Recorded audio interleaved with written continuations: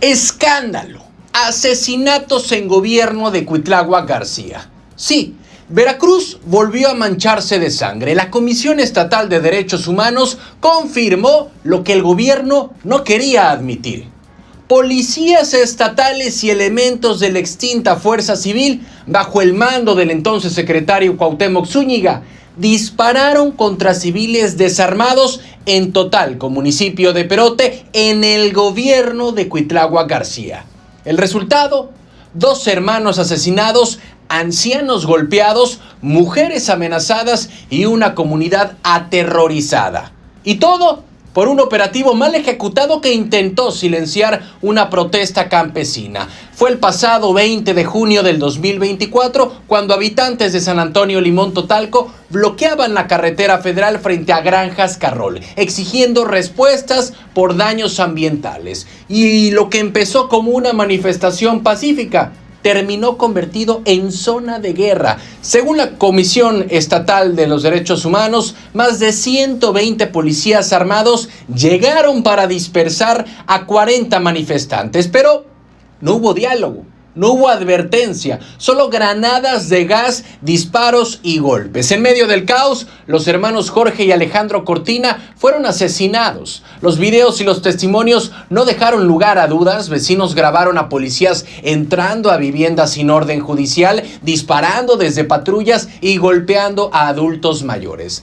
La Comisión Estatal de los Derechos Humanos documentó fracturas, amenazas y agresiones a mujeres dentro de sus casas. Incluso una elemento de la Guardia Nacional fue captada intentando detener a los agentes estatales mientras golpeaban a un anciano. Y mientras eso ocurría, la versión oficial hablaba de respuesta proporcional y de civiles armados, una mentira que se derrumbó con cada video publicado. Este operativo, según la recomendación, fue ordenado bajo mando de la Secretaría de Seguridad Pública de Veracruz y ejecutado sin agotar los protocolos mínimos de uso de la fuerza. Es decir, dispararon primero y preguntaron después. La propia comisión acreditó que las balas impactaron en portones, en muros y casas y no al aire, como dijeron los policías. Fue una acción indiscriminada, desproporcionada y fuera de cualquier estándar internacional. Y aunque la Secretaría de Seguridad aceptó la recomendación, lo cierto es que el daño ya está hecho.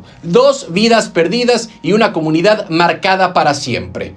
La comisión determinó violencias graves al derecho a la vida, a la integridad personal, a la seguridad jurídica y al derecho de las mujeres a vivir sin violencia. La entonces titular del organismo, Namiko Matsumoto, firmó una de sus últimas recomendaciones antes de dejar el cargo. Y en su relatoría dejó claro que todo comenzó por una orden verbal, un vayan y quítenlos, que acabó en tragedia. Hasta hoy, ni la Secretaría de Seguridad Pública ni el gobierno estatal han ofrecido disculpas públicas. Totalco no olvida, porque más allá de los reportes, hay una verdad que duele, y es que el Estado usó la fuerza contra su propia gente.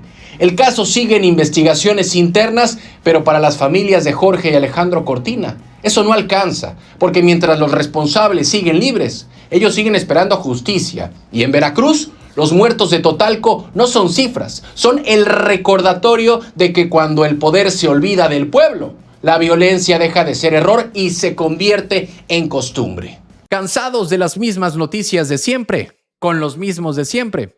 Aquí lo contamos sin rollos, directo y diferente. Dale click a la campanita, suscríbete y entérate de lo que de verdad está pasando en Veracruz y en la política. Noticias locales. La verdad detrás de la revocación de mandato. Sí, en Veracruz todos hablan de revocación de mandato, pero ¿sabían ustedes que ni siquiera existe un reglamento para aplicarlo? Así es. Hoy, si alguien quisiera promover la salida de la gobernadora Rocío Nale, legalmente no hay forma de hacerlo. El propio OPLE Veracruz lo confirmó. La figura está en la Constitución, sí, pero no tiene reglas, ni tampoco procedimientos, ni tampoco base operativa. En pocas palabras, la ley dice que puedes hacerlo, pero no te dice cómo. La consejera presidenta del OPLE, Marisol Alicia Delgadillo, explicó que no existe todavía un reglamento que marque la ruta para organizar una consulta de este tipo. Y por eso si llegara a presentarse una iniciativa ciudadana o política para evaluar el desempeño de Rocío Nale, sería el Congreso local quien tendría que definir los pasos, los tiempos y las reglas del juego. Hasta entonces, el OPLE solo puede mirar desde la banca. También Delgadillo aclaró que no es solo un tema de presupuesto. Aunque la revocación costaría millones de pesos, el problema principal es el calendario electoral. El próximo año, el OPLE arrancará un nuevo proceso local que podría extenderse hasta el 2027 o incluso hasta el 2028 si las elecciones se desfasan. Y por ley, no se puede realizar una consulta de revocación durante un proceso electoral ordinario. O sea, no hay dinero, no hay reglamento y además no hay fecha. Por ahora, el balón está en la cancha del Congreso del Estado. Solo ellos pueden definir el marco operativo que haga posible la revocación. Y mientras tanto, cualquier intento ciudadano o político por impulsar esta figura se queda en el aire. El OPLE lo dijo clarito.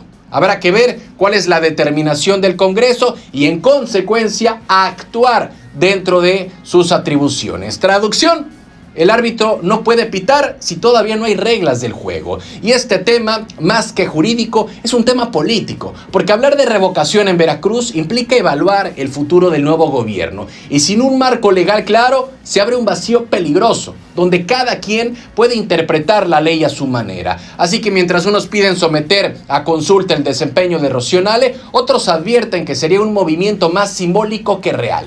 Esta revocación de mandato en Veracruz existe, pero solo en el papel, sin reglamento, sin calendario y sin presupuesto. Es una figura dormida. Y aunque el discurso suene democrático, la realidad es que el Estado todavía no está preparado para aplicarlo, porque en política de nada sirve tener un derecho si no hay un camino para ejercerlo. Noticias locales. Manuel Huerta contra Javier Duarte. Sí, ahora sí se armó el tiro político porque el senador Manuel Huerta tronó contra la posible liberación de Javier Duarte, el exgobernador de Veracruz, más polémico que ha tenido el estado. Manuel Huerta no se guardó nada, llamó al caso una burla y acusó que todo mundo se quedó callado ante la noticia. Y para rematar, soltó con sarcasmo que seguro ahora lo quieren contratar de asesor en Morena, así, directo, sin filtro y con nombre y apellido. El senador recordó que según la Auditoría Superior de la Federación, durante el gobierno de Javier Duarte se desviaron entre 55 y 60 mil millones de pesos, pero lo juzgaron por menos de 2,000 millones. Así que llegó a calificar esto como una burla el senador Manuel Huerta y lo calificó también como un robo histórico disfrazado de justicia selectiva. Y tiene razón en algo: de todo ese dinero nadie sabe dónde quedó.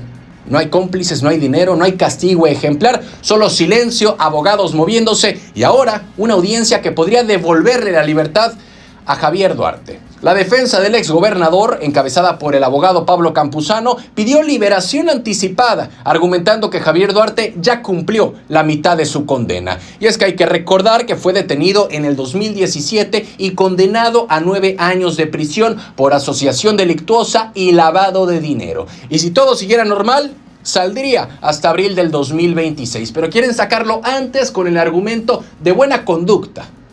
Manuel Huerta también no solamente criticó la posible liberación, también lanzó dardos al sistema judicial. Dijo que las autoridades deben ponerse abusadas porque detrás de esa jugada hay mano. Llegó a preguntarse que quién movió los hilos para que un delito tan grave terminara siendo de poca cuantía. Y de paso, advirtió que no permitirán que el viejo régimen vuelva a controlar la justicia. Manuel Huerta aprovechó para anunciar que desde la Comisión de Justicia del Senado estará vigilando los nuevos nombramientos de magistrados en Veracruz para evitar lo que llamó un incesto político, jueces aliados con partidos. El senador, en tono ácido, dijo estar conmovido por la posible salida de Javier Duarte, pero dejó claro que es una ofensa para los veracruzanos que aún sufren las consecuencias de su gobierno. Pidió que antes de hablar de libertad, devuelva lo robado, y lanzó una frase que quedó rebotando. Llegó a comentar que hay muchas necesidades en el país y es injusto que estemos debatiendo si Javier Duarte sale libre cuando la gente sigue sin lo que él se llevó. Pero bueno, la escena es casi surrealista. Un senador de Morena criticando con todo a un exgobernador priista, mientras ambos comparten territorio político en un Veracruz que no olvida. Javier Duarte busca su libertad, Manuel Huerta exige justicia y en medio, la sociedad. los veracruzanos, mirando cómo la historia parece repetirse, solo que esta vez con el mismo guión, pero con distintos actores. Porque si algo enseña este capítulo es que en Veracruz los fantasmas del pasado nunca se van del todo. A veces solo cambian de traje.